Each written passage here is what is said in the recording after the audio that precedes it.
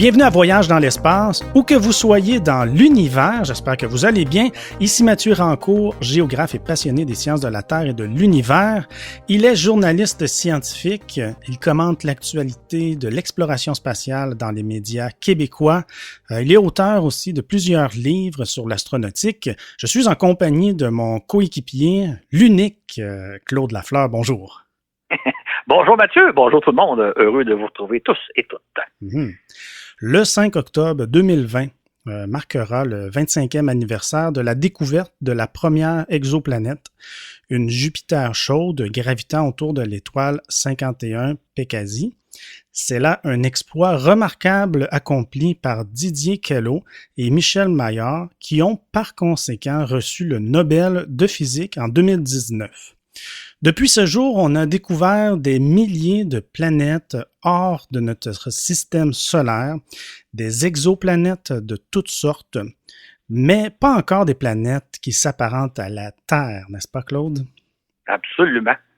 Or, dans le fond, là, ce qu'on cherche en fin de compte, ce serait des planètes aussi hospitalières que la Terre et sur lesquelles il y aurait des êtres avec lesquels on pourrait échanger. Maintenant, ce qui est intéressant, c'est que pour la première fois de l'histoire de l'humanité, on a les moyens de répondre à la fabuleuse question qu'on se pose depuis si longtemps. Sommes-nous seuls dans l'univers? Mais ce qu'on a trouvé, c'est une foule de planètes fort différentes de celles que nous connaissons, c'est-à-dire des planètes qui ne ressemblent en rien à celles qu'on retrouve dans le système solaire. Nous qui pensions qu'il n'existait que deux grandes familles de planètes, les planètes rocheuses et les géantes gazeuses, nous voilà confrontés à une diversité de planètes à couper le souffle.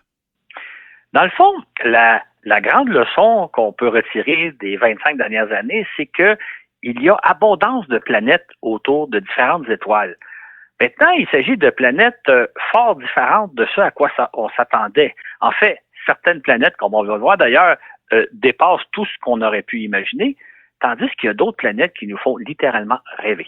Dans cet épisode, nous allons explorer le monde fascinant des exoplanètes, alors qu'on s'intéresse habituellement aux planètes qui ressemblent à la Terre, avec l'espoir d'y trouver des humanoïdes. Nous allons cette fois nous intéresser aux autres types de planètes, à celles qui sont très différentes de celles qui orbitent autour du Soleil. Bienvenue à bord, nous vous souhaitons un agréable voyage.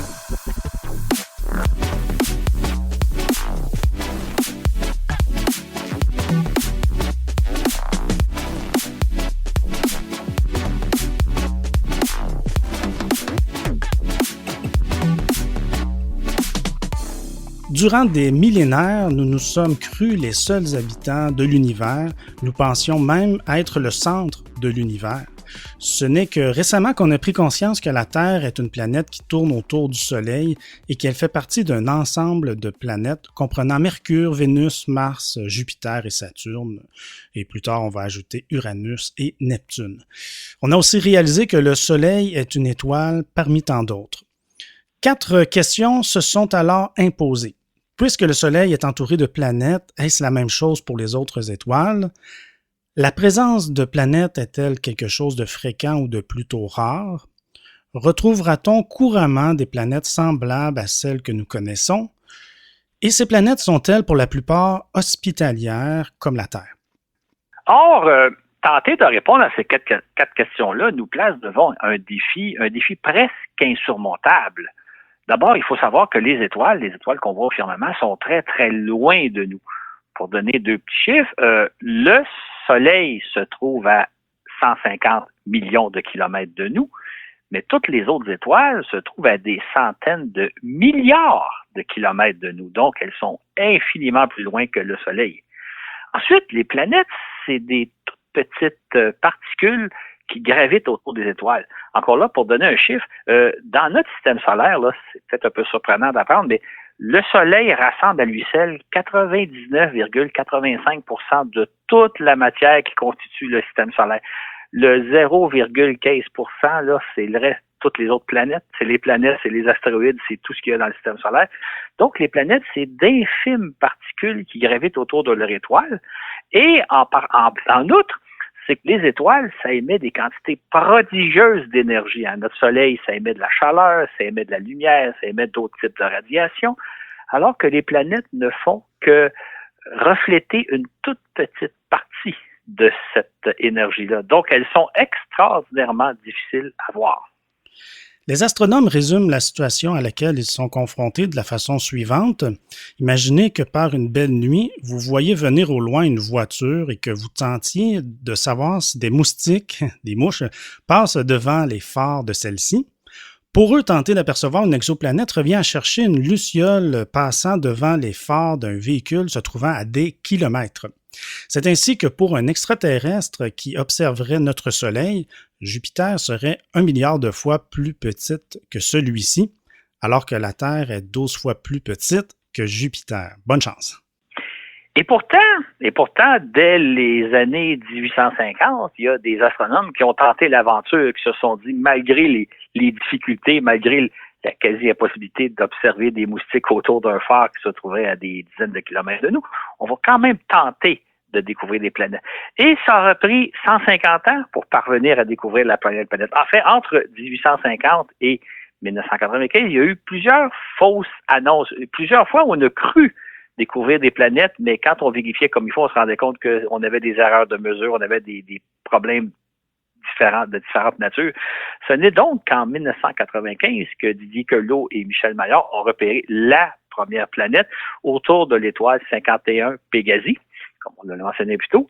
C'est une étoile qui se trouve à 51 années-lumière de nous, donc à quelque chose comme 500 000 milliards de kilomètres de nous. Durant ce siècle et demi, les astronomes se sont beaucoup questionnés sur ce qu'ils devraient chercher au juste. Quelle sorte de planète peut-on espérer trouver? Doit-on chercher des systèmes planétaires semblables aux nôtres ou, au contraire, s'attendre à trouver autre chose? En fait, si on considérait que la nature avait une certaine conscience, on pourrait presque dire qu'elle nous a induites en erreur. Pour la raison suivante, nous, on habite dans un beau système solaire bien ordonné, c'est-à-dire que nous gravitons autour d'une belle grosse étoile, le Soleil, et notre système solaire il est formé de 4 petites planètes rocheuses qui gravitent près du Soleil et de 4 géantes gazeuses qui gravitent un peu plus à distance. C'est ce modèle-là d'un espèce de système bien ordonné, bien logique qu'on s'attendait de trouver ailleurs. On se disait, les autres systèmes solaires doivent être, les autres systèmes stellaires doivent être, planétaires doivent être conçus un peu comme le nôtre, c'est-à-dire qu'on devrait trouver des petites planètes rocheuses près des étoiles et des géantes gazeuses à grande distance. C'est dans cet esprit que nous avons entrepris nos recherches de planètes extrasolaires. Dès le départ, les astronomes s'estimaient dans l'incapacité de parvenir à photographier des exoplanètes, étant donné les distances et l'éclat absolument époustouflant que les étoiles projettent en regard de leur planète. Ils ont toutefois imaginé 2 méthodes astucieuses pour y parvenir. Donc, Claude, en quoi consiste la première méthode? La première méthode consiste non pas à tenter de voir, de photographier une planète qui serait autour de son étoile, étant donné les distances, la luminosité, etc., mais plutôt à mesurer l'ombre que fait une planète lorsqu'elle passe devant son étoile. Imaginez, par exemple, un moustique qui passe devant une lampe. La lampe perd un peu d'éclat. Évidemment, on parle d'une baisse d'éclat infime là, qui serait même pas visible à l'œil nu si on regardait une lampe. Dans le cas des étoiles, c'est encore plus difficile parce que l'étoile, c'est ça. Donc, les astronomes ont mis au point des instruments capables de mesurer que lorsqu'une planète passe devant son étoile, la luminosité d'étoile baisse un tout petit peu, légèrement. Donc, c'est cette mesure-là que les astronomes cherchent à vérifier, c'est-à-dire est-ce que par hasard, quand on observe une étoile, on voit qu'à tous les X jours, il y aurait, mettons, une certaine baisse de luminosité. Et si cette baisse-là, elle est constante et répétitive, on en vient à conclure qu'il y a une planète d'une certaine dimension qui passe devant son étoile à un certain rythme.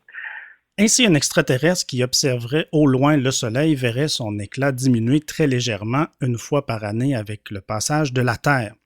Puis, en poursuivant ces observations, il constaterait une diminution 11 fois plus importante à tous les 12 ans à cause du passage de Jupiter. De même, il observerait une autre baisse d'intensité du même ordre que celui de la Terre à cause de la présence de Vénus et une autre pour Mercure. En étant donc très patient et attentif, cet extraterrestre finirait par déduire la présence de 8 planètes principales autour du Soleil. En astronomie, lorsque un astre passe devant un autre, on appelle ça un transit.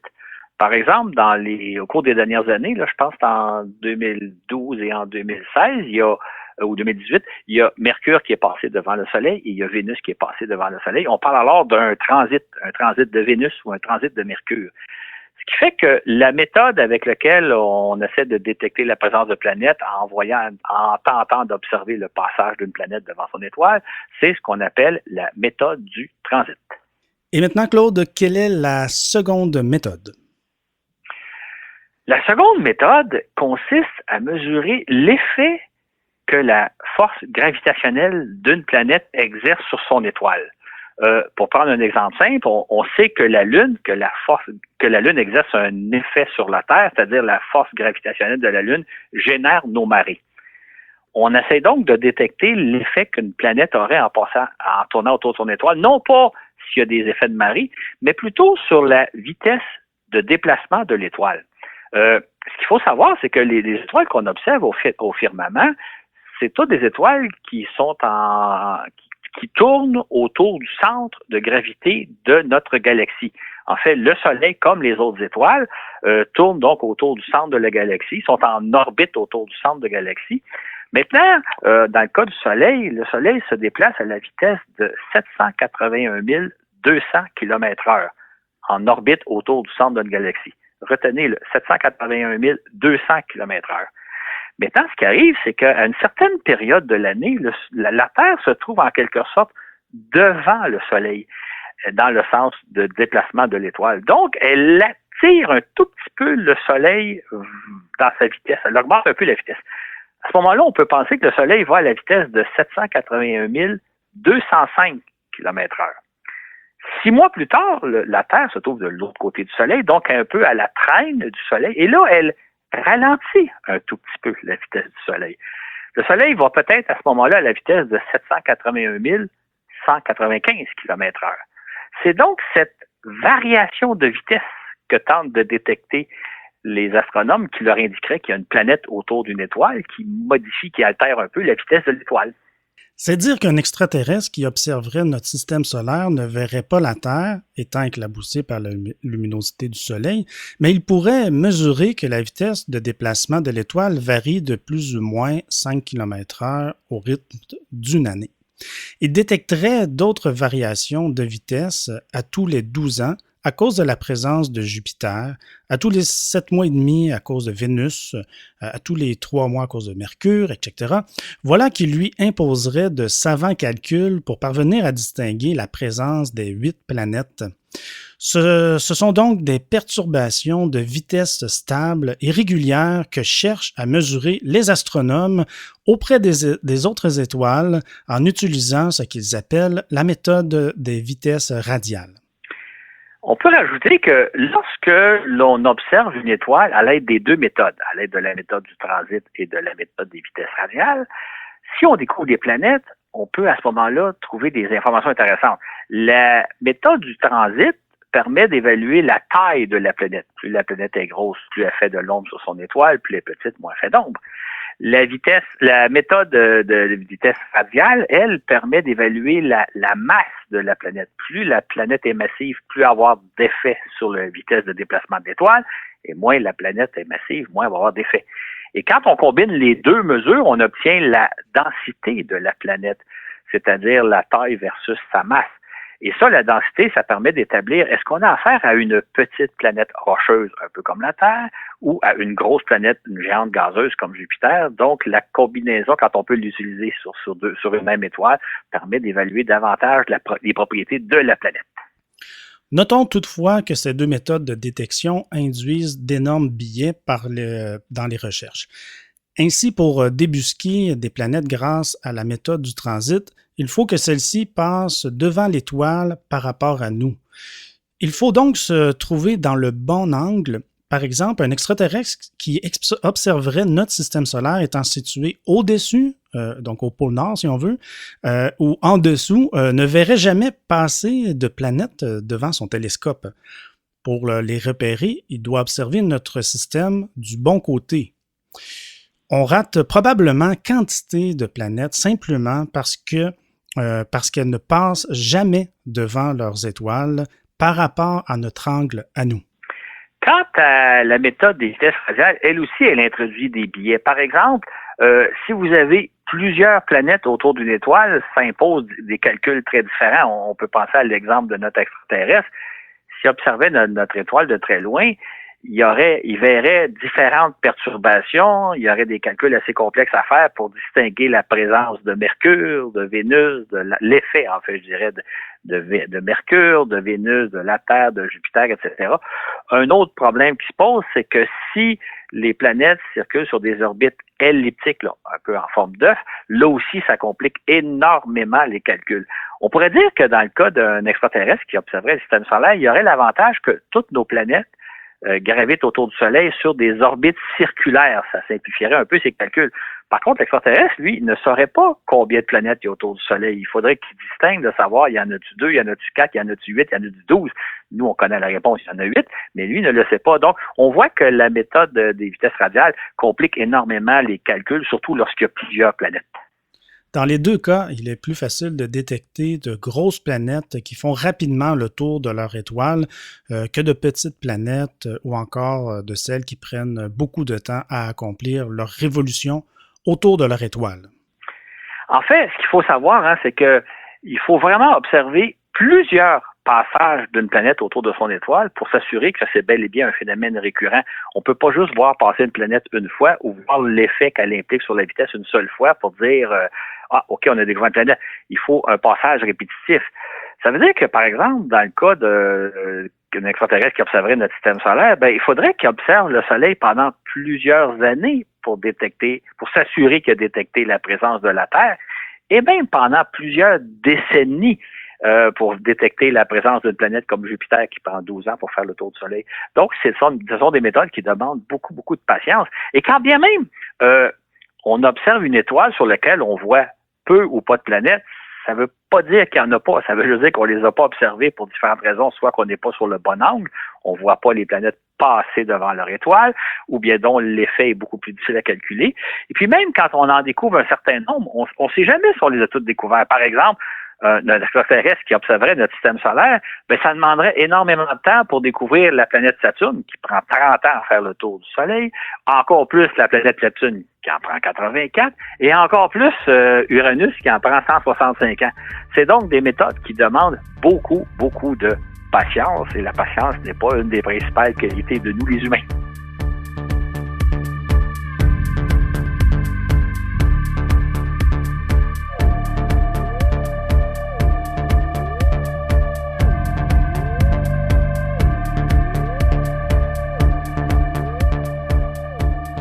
Étant donné que le seul exemple de système planétaire que nous connaissons est le nôtre, bien ordonné, on s'attendait à trouver des petites planètes prenant plusieurs mois, voire une année ou deux pour faire le tour de leur étoile. On pourrait aussi repérer de grosses planètes, mais qui feraient le tour de leur étoile en une décennie ou plus. Or, ce que Didier Queloz et Michel Maillard ont trouvé, c'est une planète qui fait le tour de son étoile en seulement 4 jours. Pour donner un exemple, c'est que Mercure, la planète la plus proche de notre système solaire, fait le tour en 88 jours. Ça veut dire que cette planète-là est 20 fois plus proche de son étoile que l'est Mercure. Par ailleurs, cette planète-là fait le tour de son étoile. Ça veut dire que cette planète-là fait le tour de son étoile seulement à la distance de 8 millions de kilomètres, comparativement à 58 millions de kilomètres dans le cas de Mercure.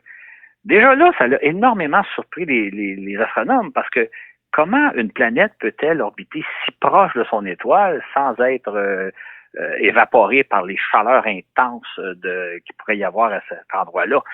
Pour donner un exemple, à la surface de cette planète-là, la température doit être de quelque chose comme 1300 degrés Celsius. En comparaison sur Mercure, la chaleur est à peu près de 170 degrés. Et encore plus déconcertant, les astronomes ont découvert qu'il s'agit d'une grosse planète, c'est-à-dire une planète dont la dimension est à peu près de une fois et demie à 2 fois la dimension de Jupiter. C'est donc une grosse planète qui graviterait tout près de son étoile, ce à quoi on s'attendait vraiment pas. Comment une telle planète peut-elle exister si proche d'une étoile? C'est tout à fait invraisemblable. On pouvait en effet difficilement imaginer comment une planète de la taille de Jupiter et aussi proche de son étoile ne s'évaporait pas.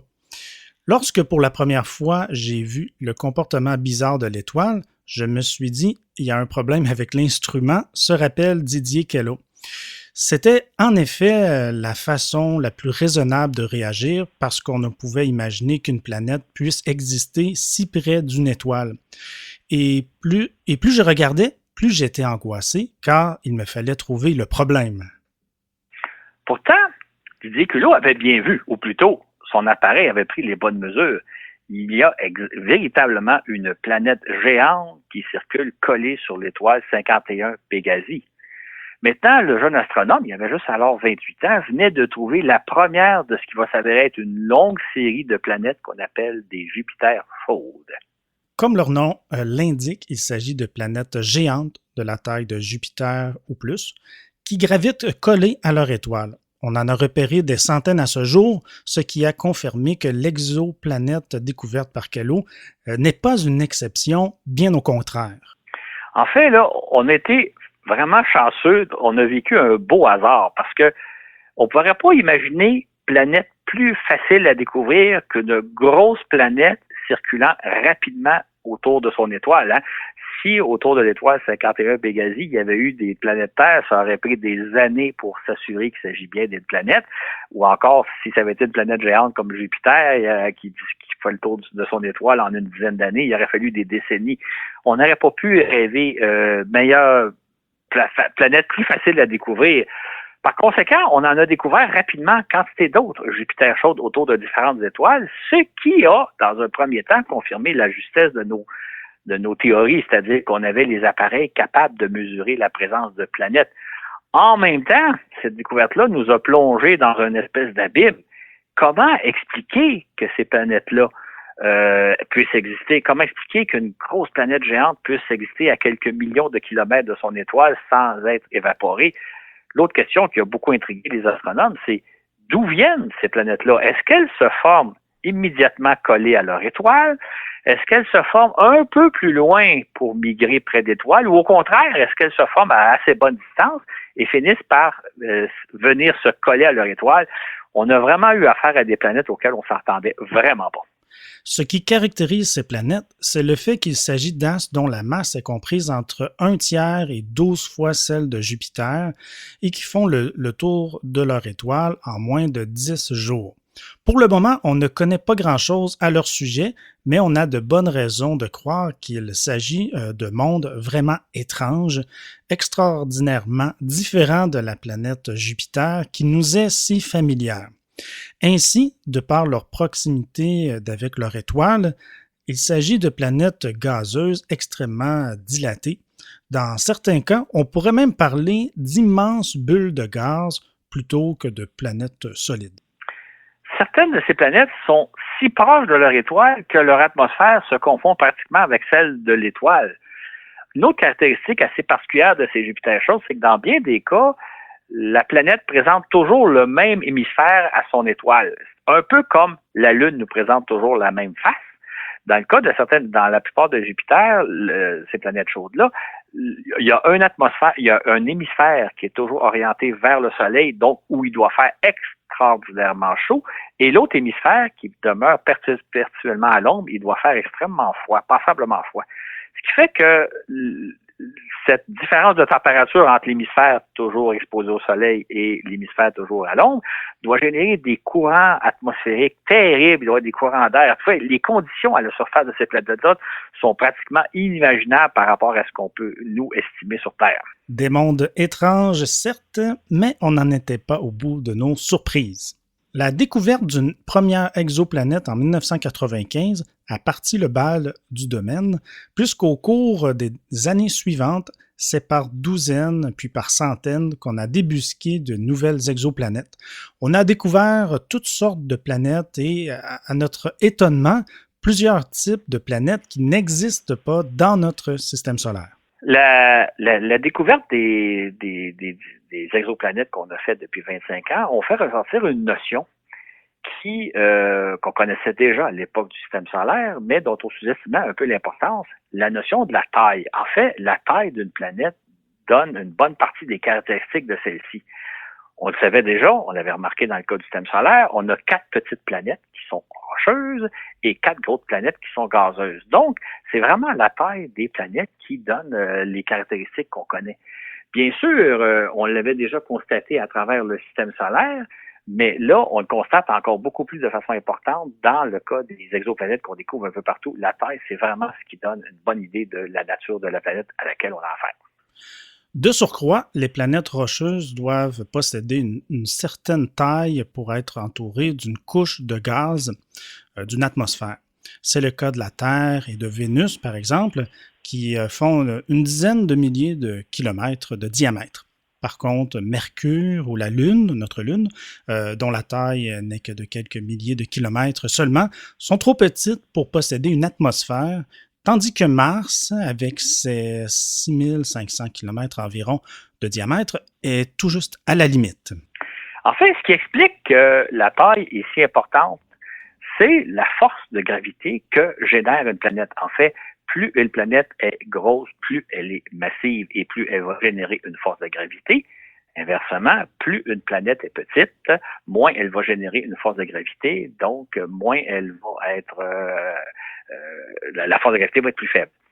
Dans le cas du système solaire, ce qu'on observe, c'est que des planètes comme la Terre et Vénus sont assez grandes pour conserver une bonne atmosphère terrestre, tandis que la planète Mercure et la Lune sont beaucoup trop petites pour garder une atmosphère. Dans le cas de Mars, qui mesure 6500 km de diamètre, elle est à peu près à la limite. Donc, c'est la force de gravité que génère une planète qui va donner ses caractéristiques. Et dans le cas des planètes gazeuses, là, elles sont si massives, elles ont une telle quantité, elles sont si grosses plutôt, c'est pas de masse, mais elles sont si grosses qu'elles sont entourées d'une immense couche de gaz. C'est pour ça qu'on appelle ça des planètes plutôt gazeuses, alors que les petites planètes sont rocheuses. Par ailleurs, on observe aussi au sein du système solaire qu'il faut mesurer environ 1 millier de kilomètres pour être un astre de forme sphérique. Plus on s'éloigne de cette taille, plus l'astre prendra une forme quelconque et même dans certains cas une forme bizarre ou voire très allongée, par exemple. C'est ainsi que dans notre système solaire, on avait repéré, on pourrait dire, 3 grandes catégories d'astres. Il y a d'abord les astres qui mesurent 13 000 kilomètres et moins. Ça, c'est la Terre, les planètes et les satellites naturels, les astéroïdes et tout ça. Ce sont de petits astres assez denses, pour la plupart rocheux. Il y a une autre catégorie de planètes qui étaient les planètes qui mesurent des dizaines de milliers de kilomètres. Là, on parle de Jupiter, Saturne, Uranus et Neptune.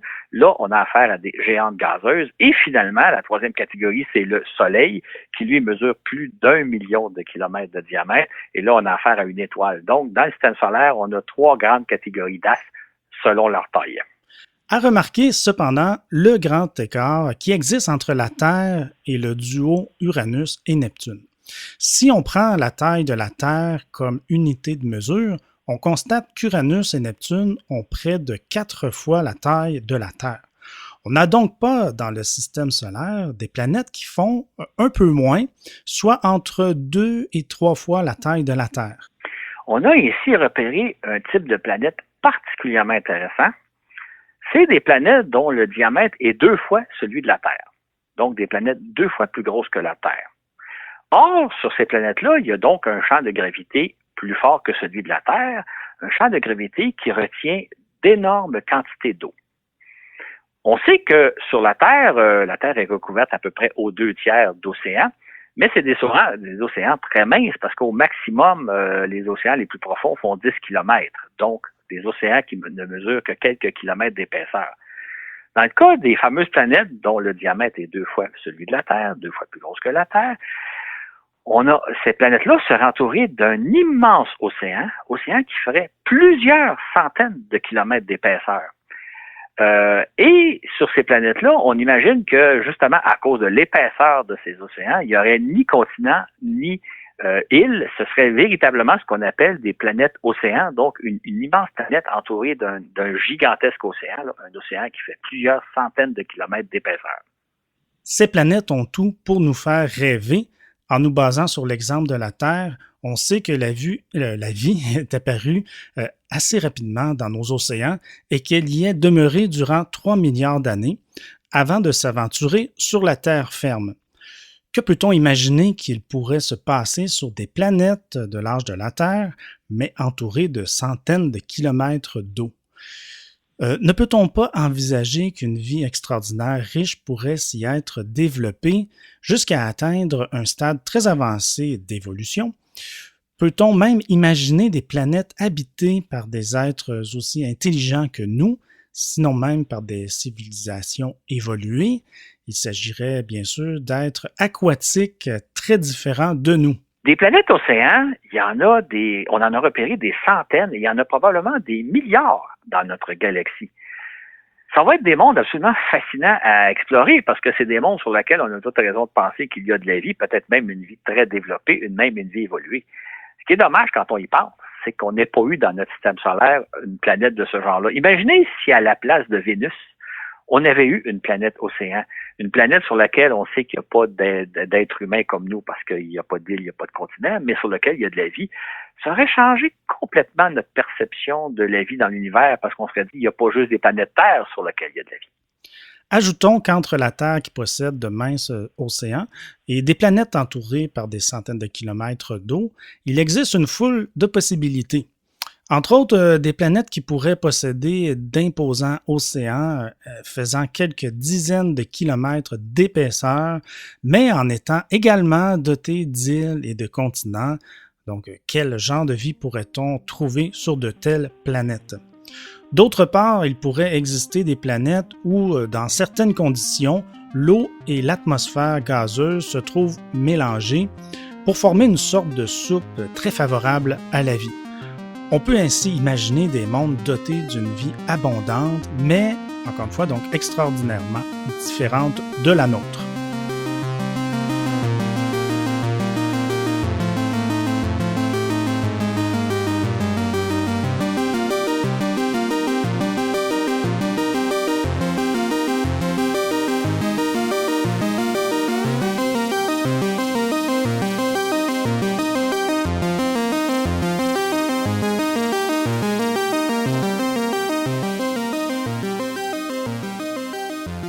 Que se passe-t-il sur une planète légèrement plus grande ou plus massive que la Terre, sur une planète qui, disons, serait de 5%, 10% ou 20% plus grosse?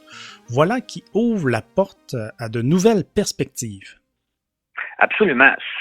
Sur de telles planètes, la force de gravité serait un peu plus élevée que celle que nous, on connaît sur Terre. La question qui se pose à ce moment-là, c'est quel impact aurait eu le fait, par exemple, si sur Terre, la force de gravité avait été un peu plus élevée. On a toutes les raisons de penser que si la force de gravité avait été peut-être 5, 10 ou 15% plus élevée, ça n'aurait rien changé à la vie. Là, ça n'aurait pas empêché le développement de la vie sur Terre. Mais par contre, ça aurait probablement eu un impact assez important sur le fait que la vie s'est développée durant 3 milliards et demi d'années. Et ça serait développé donc sous une force de gravité un peu plus intense. Fait que sur des planètes qui sont donc un peu plus grosses que la Terre, où la force de gravité est un peu plus forte, on a toutes les raisons de penser que la vie peut très bien se développer, que la vie peut apparaître et évoluer comme sur Terre. Par contre, on sait aussi que plus la force de gravité est élevée, plus une planète contient de l'eau. Ce qui fait que sur des planètes un peu plus grosses que la Terre, il pourrait y avoir peut-être 2 ou 3 fois plus d'eau qu'on en a sur Terre. Ce seraient des planètes où il y aurait des îles, où il y aurait des continents, donc la vie pourrait se développer un peu à l'image de ce qu'était la Terre, mais en même temps, dans des conditions différentes, là où il y a plus d'eau, là où la force de gravité est un peu plus intense. Ça serait donc des mondes encore là très intéressants à étudier. Et ça, évidemment, ça va sans dire qu'il y en a des milliers et des milliards de planètes de ce genre-là dans notre galaxie.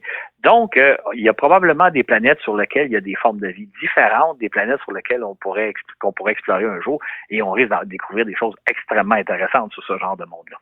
On sait que habituellement, plus une planète est grosse, plus l'eau peut s'y trouver en grande quantité. On peut imaginer qu'une planète 10% plus grosse que la Terre risque de contenir davantage d'eau, peut-être 2 ou 3 fois plus que ce qu'on retrouve sur Terre. Encore là, quelles conséquences cette abondance d'eau aurait-elle eu sur le développement de la vie? On qualifie parfois les planètes un peu plus grosses que la nôtre de super-Terre. Cependant, cette appellation prête souvent à confusion, comme le relate ici justement Wikipédia. Dans les médias, la présentation des super-Terres est souvent erronée, les confondant avec des planètes qui pourraient abriter une forme de vie ou possédant à sa surface des conditions proches de celles de la Terre, ce qui n'est pas le cas pour la grande majorité d'entre elles. En fait, le terme super-Terre, contrairement à ce qu'on pourrait imaginer habituellement, ne veut pas dire une Terre encore plus merveilleuse que notre planète. Simplement, des super-Terres, c'est des planètes un peu plus grosses que la Terre, tout simplement. Selon certaines définitions, une super-Terre, ce serait une planète qui mesurait quelque chose comme entre un peu plus grosse que la Terre et jusqu'à 2 fois la dimension de la Terre. Là, 2 fois la dimension de la Terre, on parle de planète océan, comme on a parlé tantôt. Et ce serait donc des planètes sur lesquelles il y aurait des possibilités de développement de vie.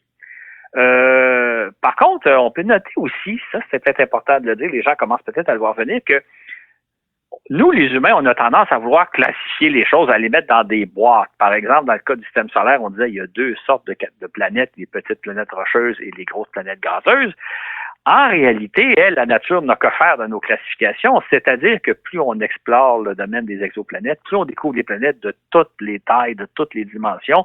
Il y a des planètes qui sont beaucoup plus petites que la Terre, jusqu'à des astres qui sont 100 fois plus gros que le Soleil, et on a toute la gamme possible. Donc, de vouloir classer des planètes en disant il y a des planètes océans, il y a des super-terres, il y a des Jupiters chaudes, etc., c'est un peu un exercice un peu futile parce que toutes les possibilités existent et les catégories qu'on a bien créées, nous les humains, ben ça sert pas à grand-chose parce qu'on est confronté à une telle diversité que toutes les possibilités sont possibles, si je peux dire. Il y a la taille, mais on doit aussi prendre en compte d'autres facteurs importants, dont celui de la distance à laquelle gravitent les planètes autour de leur étoile. En effet, des planètes de même taille seront très différentes selon qu'elles orbitent très proches de leur étoile ou très loin. Dans le premier cas, elles sont soumises à une chaleur excessive, tandis que dans le second cas, elles sont plongées dans un terrible froid. Et bien entendu, il existe une distance particulièrement intéressante où il fait ni trop chaud ni trop froid. Cette distance-là où les températures sont tempérées permet donc à ce qu'il y ait de l'eau liquide à la surface de la planète parce qu'il fait ni trop chaud ni trop froid. C'est ce qu'on appelle la zone habitable autour d'une étoile. Dans le cas de notre système solaire, la zone habitable s'étend entre quelque chose comme 100 millions de kilomètres et 250 millions de kilomètres. C'est la zone où on retrouve les planètes Vénus, la Terre et Mars. Autour de différentes étoiles, il y a donc aussi une zone habitable où les planètes ne sont ni trop chaudes ni trop froides. Évidemment, il va sans dire que jusqu'à maintenant, là, les planètes dont on a parlé, c'était des planètes qui se trouvaient dans la zone habitable de leur étoile. C'est-à-dire que si vous avez une planète océan qui est beaucoup trop proche de son étoile ou beaucoup trop loin de son étoile, vous n'aurez pas comme ça un océan dans lequel peut se développer la vie.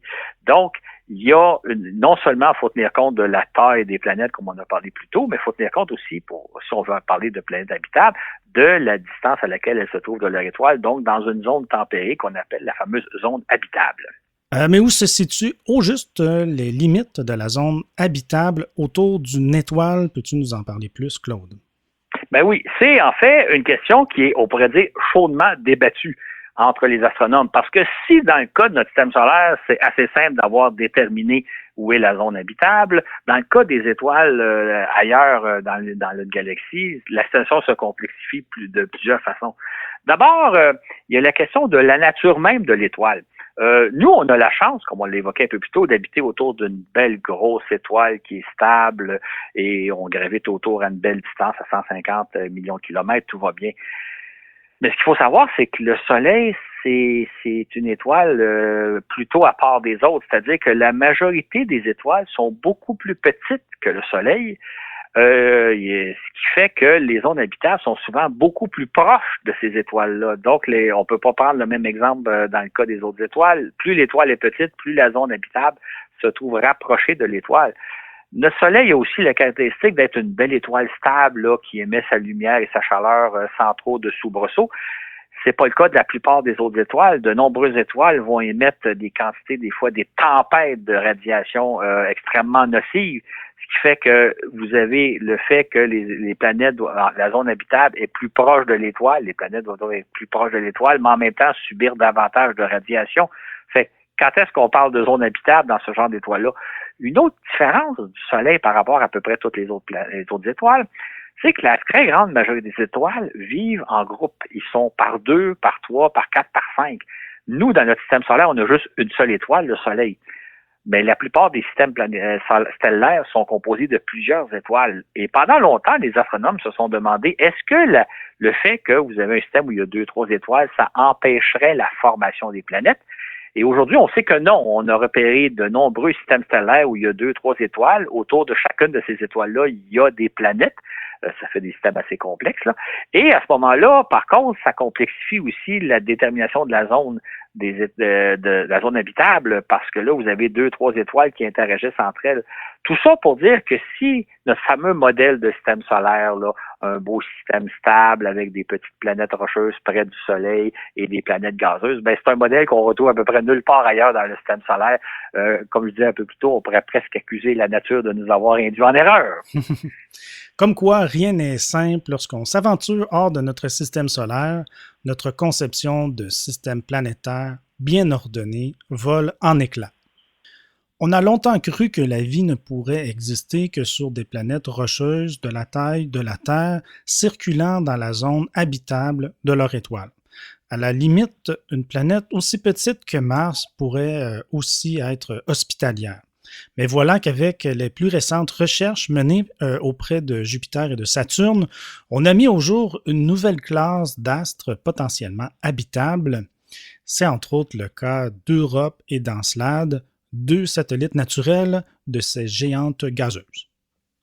Europe est un astre qui mesure environ 3000 km de diamètre et à la surface duquel la température est au mieux de moins 150 degrés Celsius.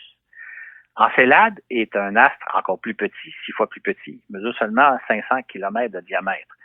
Sauf que on a observé que Europe est entourée d'une très épaisse couche de glace, une couche de glace qui mesurait quelque chose comme 50 km d'épaisseur, sous laquelle se trouverait un gigantesque océan, un océan qui mesurait à peu près 90 km d'épaisseur.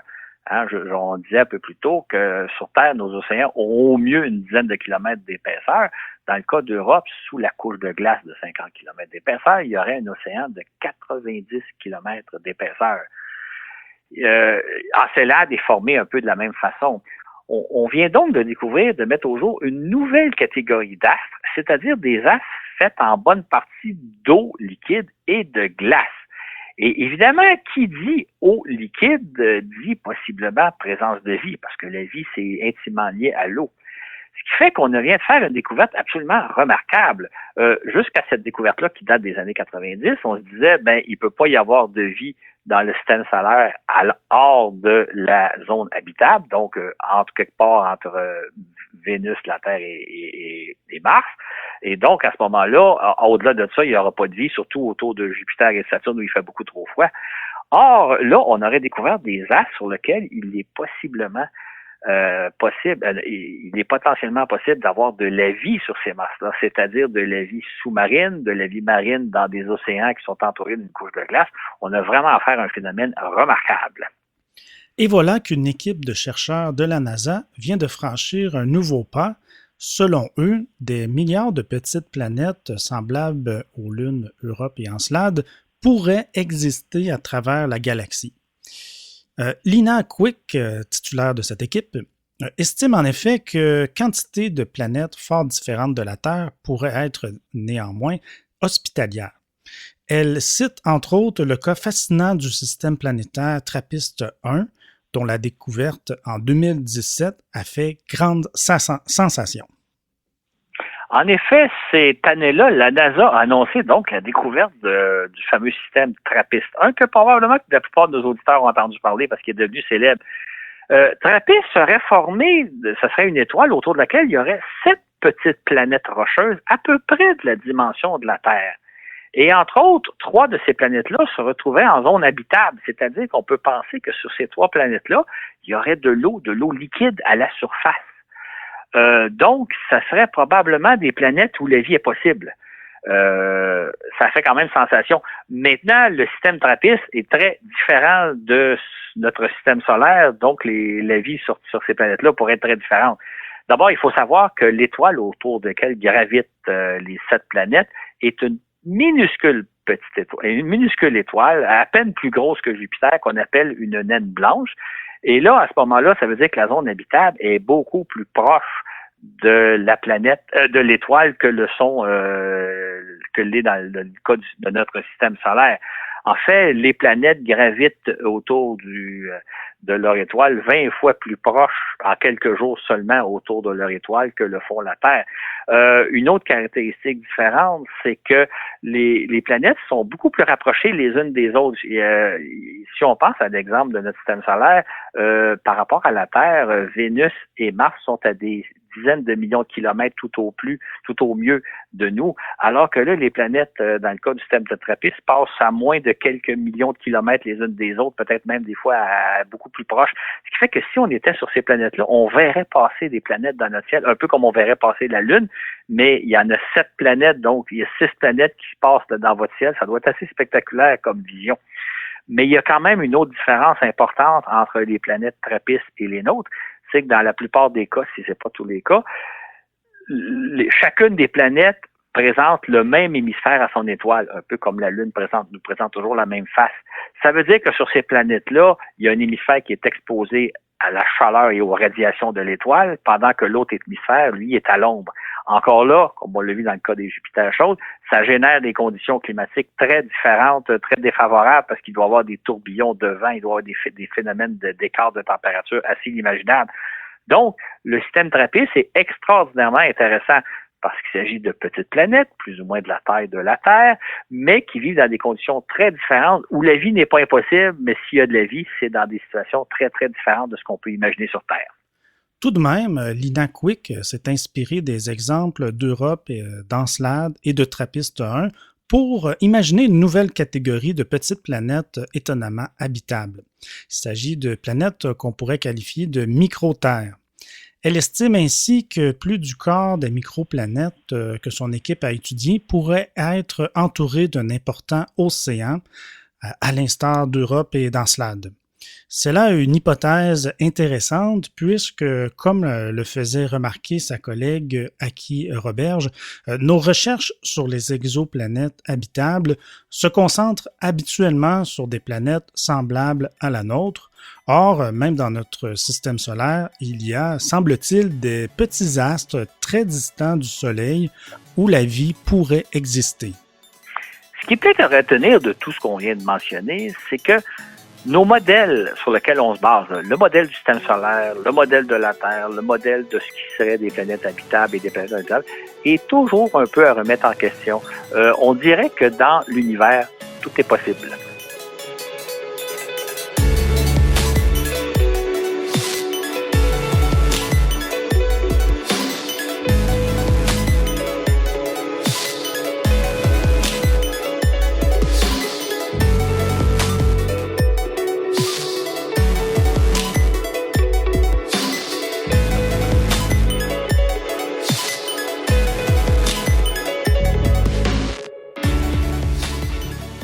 Nous vivons à une époque remarquable de l'histoire, celle où pour la première fois, nous avons les capacités d'explorer des planètes qui pourraient abriter la vie, dis-je bien.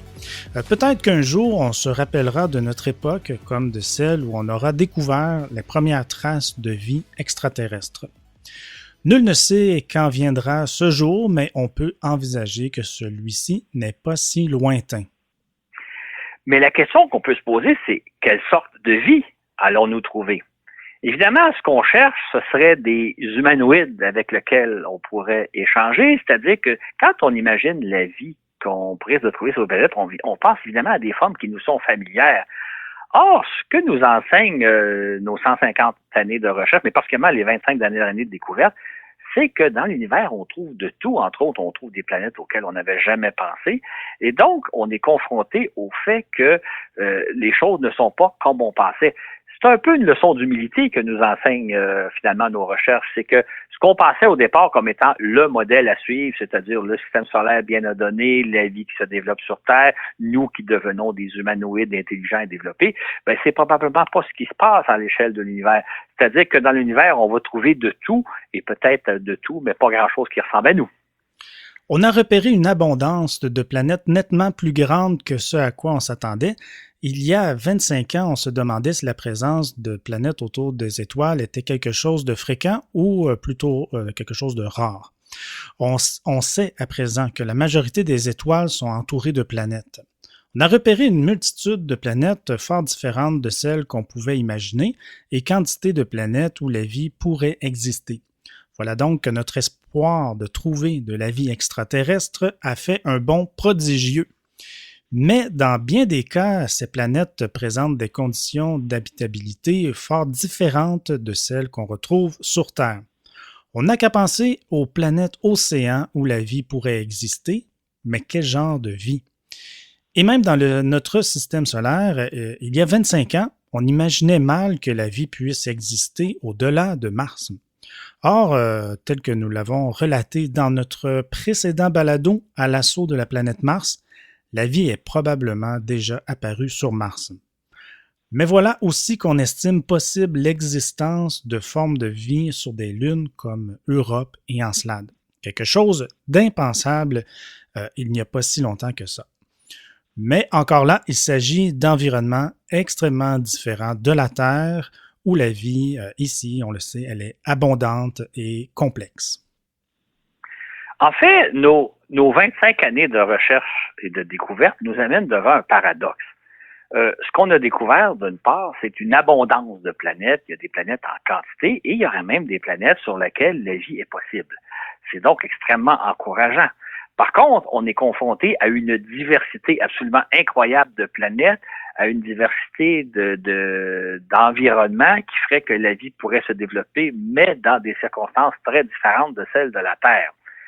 C'est ainsi que dans nos recherches, on trouve de tout, on trouve abondance de tout, mais pas vraiment ce que nous on cherche, c'est-à-dire des systèmes solaires, des systèmes planétaires qui ressembleraient à notre système solaire et des planètes sur lesquelles les conditions de vie pourraient s'apparenter à celles qui nous sont familières. Tout ça pour dire que, en bout de compte, la fameuse question qu'on se pose depuis si longtemps, sommes-nous seuls dans l'univers, pourrait avoir comme réponse que oui, il y a de la vie dans l'univers, oui, il y a abondance de vie dans l'univers, mais des humanoïdes semblables à nous, probablement que c'est très, très rare, ou peut-être que ça n'existe même pas dans notre galaxie. Ce qui fait qu'autrement dit, on pourrait se retrouver dans une situation où, à la question, y a-t-il de la vie dans l'univers? Oui, il y en a d'abondance, mais des êtres humains, des êtres humanoïdes semblables à nous, probablement pas. On est peut-être seul dans un univers où la vie abonde, ce qui est un peu paradoxal. Merci Claude pour cet épisode. Merci à notre tout nouveau patron Fredou40. Bienvenue à bord.